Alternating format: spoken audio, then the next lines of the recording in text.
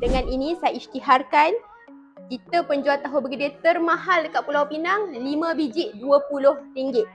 Terkejut kan? Sebab tu sekarang dekat food court kita dah tak jual 5 biji. Sebab itu sekarang saya kurangkan portion, daripada 5 biji kita jual 3 biji sahaja RM12. Kan macam sedap sikit dengar RM12 tu, macam mampu lagi nak beli.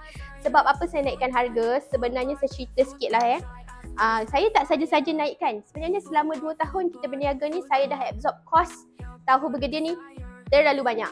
Okey, macam mana saya sedar? Sebab baru ni kita ada join bazar. Awak semua tahu kita jual tahu bergedil dekat bazar. Kita dah jual banyak sangat tahu bergedil, and end of the day bila kita calculate balik, untung kita sangat tipis.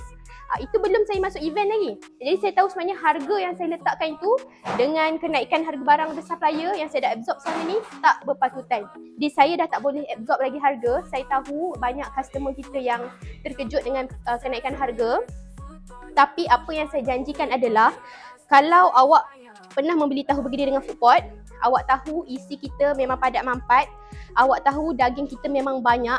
Saya tak nak kurangkan harga dan kurangkan portion. Maksud saya portion satu ni, saya tak nak buang daging, saya tak nak bagi harga murah dengan kualiti yang lebih, macam mana cakap? Saya tak nak bagi awak makan tahu ni murah tapi kualiti dia down. Saya tak nak kurangkan kualiti produk saya, sebab tu saya terpaksa naikkan. Biarlah awak rasa tahu kita mahal, tapi saya sangat yakin dengan produk yang kita jual, iaitu kita punya isi. Awak tengok sambal saya pun tak percaya. Saya tak nak kurangkan kualiti produk saya, jadi saya sanggup naikkan harga. Awak yang mana suka, saya tahu awak akan puas hati. Bismillahirrahmanirrahim. Berdatang food court.